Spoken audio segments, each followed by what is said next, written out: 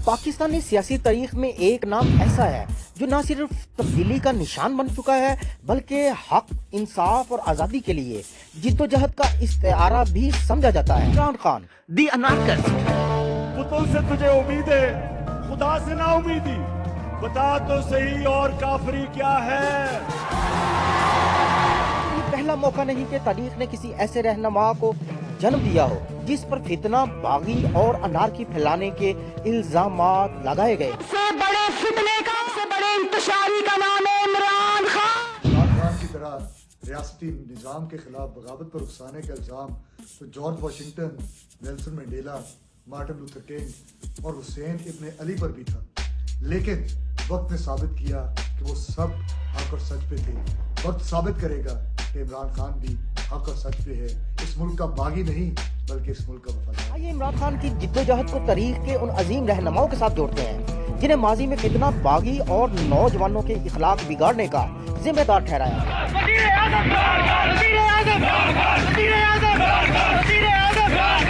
तो दोस्तों, मैं हूँ खुर्रम शौकत और आप देख रहे हैं info with Khurram.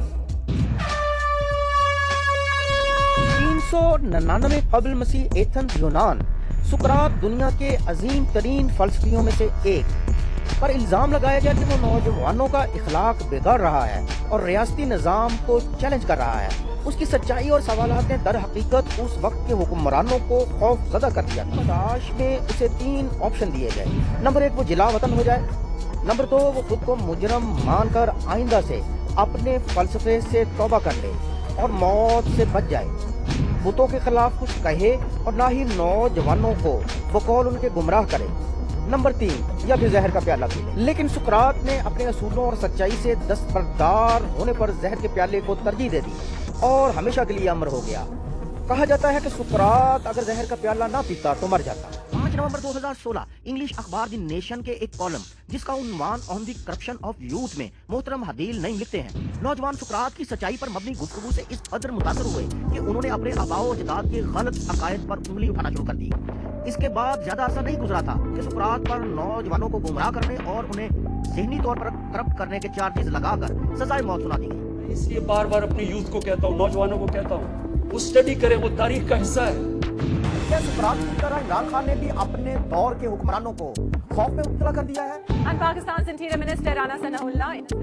Pakistani interior minister Rana Sanaullah ने चौंका देने वाले बयान में कहा है कि इमरान खान सियासत को जाती दुश्मनी की बुनियाद पर उस नहेज तक ले आए हैं कि अब या तो वो कत्ल होंगे या हम। तो यहाँ सवाल ये पैदा होता है, क्या इमरान खान भी आज सुकरात की तरह नौजवानों को बुतों की पूजा से मना तो नहीं कर रहा? पुतों से तुझे उम्मीद है, खुदा से ना उम्मीदी, बता तो सही और काफरी क्या है।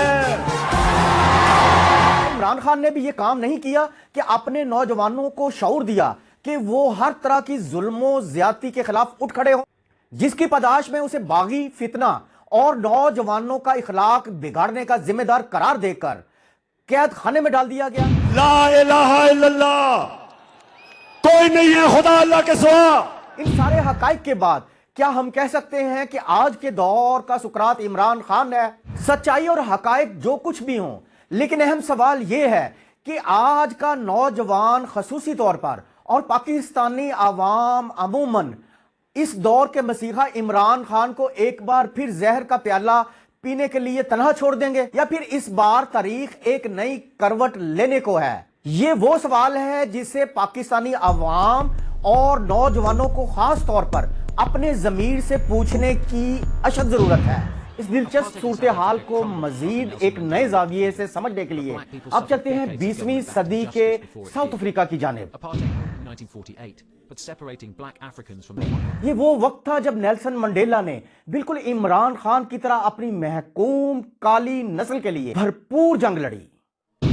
काले गोरी औरत से शादी करने के कानून अहल नहीं, कालों की पब्लिक ट्रांसपोर्ट अलग। नेल्सन मंडेला ने नस्ल परस्ती के खिलाफ जिद्दोजहद की اور جس کی پاداش میں انہیں 27 سالہ طویل قید کا سامنا کرنا پڑا.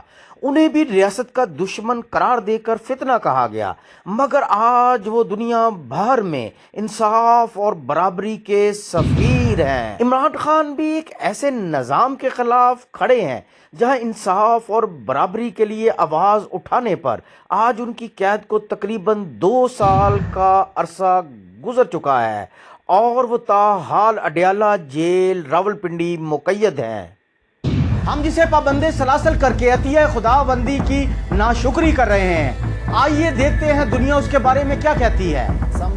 وہ جو ہم سب کے بہت قریب ہے، ہم سب اسے سراہتے ہیں، وہ اتنا عمدہ شخص ہے کہ ہم سب میں زیادہ تر کی خواہش ہے کاش وہ انڈین ہوتا. ہم اسے انڈین بنا کیوں نہیں لیتے؟ کیا ہمیں ایسا نہیں کرنا چاہیے؟ پروگرام کے آخر میں اب چلتے ہیں 680 عیسوی میدان کربلا کی طرف، جب حسین ابن علی نے یزید ابن معاویہ کی ظالمانہ حکومت کے سامنے سر جھکانے کی بجائے اپنی جان کا نذرانہ پیش کر دیا. جناب حسین ابن علی پر بھی بغاوت کا الزام لگایا گیا، مگر ان کی قربانی آج حق اور باطل کے درمیان حد بندی کا نشان ہے. یہاں یہ امر قابل ذکر ہے کہ حسین ابن علی کی عظیم قربانی کو بعض لوگ محض مذہبی حوالے تک محدود رکھ کر دیکھنا چاہتے ہیں، جو میرے نزدیک مقصد حسین کی وسعت کے ساتھ زیادتی ہے. آپ کا پیغام بلا امتیاز مسلک و مذہب اور رنگ و نسل ہر اس انسان کے لیے آزادی کا پیغام ہے جسے باطل غلامی کی بیڑیوں میں جکڑ کر رکھنا چاہتا ہے. تو ہر دور میں یزید ہوتے ہیں، ہر دور میں یزید لوگوں کے اوپر خوف طاری کر کے، ڈرا کے، دہشت پلا کے ان کو کنٹرول کرتے ہیں، ان کو غلام بناتے ہیں. میدان کربلا میں یزید جیسے لعنتی حکمران کی بیعت سے انکار صرف ایک مذہبی فریضہ نہیں تھا، بلکہ ایک اصولی فیصلہ تھا جس کی بنیاد عدل و انصاف، انسانی وقار اور ظلم کے خلاف مزاحمت پر رکھی گئی. تاریخ کے صفحات یہ بتاتے ہیں کہ دنیا کے تمام عظیم انسان جو حق اور سچ کی راہ پر چلے، انہیں ہمیشہ ظالم حکمرانوں کی جانب سے باغی اور فتنہ پرداز کہا گیا. حسین ابن علی پر بھی یزید ابن معاویہ نے یہی الزام لگایا کہ وہ ریاست کے باغی اور انتشار کے ذمہ دار ہیں. جب حضرت امام حسین کھڑے ہوئے یزید کی فوج کے سامنے تو کوفہ کے لوگوں کو پتا تھا کہ حضرت امام حسین رائے حق پہ کھڑے ہیں. حسین ابن علی، نیلسن منڈیلا اور آج عمران خان، یہ جد و جہد، یہ لڑائی جاری ہے اور وقت یہ ثابت کرے گا کہ عمران خان تاریخ میں نیلسن منڈیلا اور سقراط کی سائٹ پر کھڑے ہیں. عمران خان کی جد و جہد ایک یاد دہانی ہے کہ ظلم اور ناانصافی کے خلاف آواز اٹھانا کبھی رائے گا نہیں جاتا. تاریخ ہمیں یہی سکھاتی ہے کہ حق اور سچ کے علم برداروں کو ہمیشہ ابتدا میں مخالفت کا سامنا کرنا پڑا. سقراط، Martin Luther king, Nelson Mandela, George Washington اور آج عمران خان.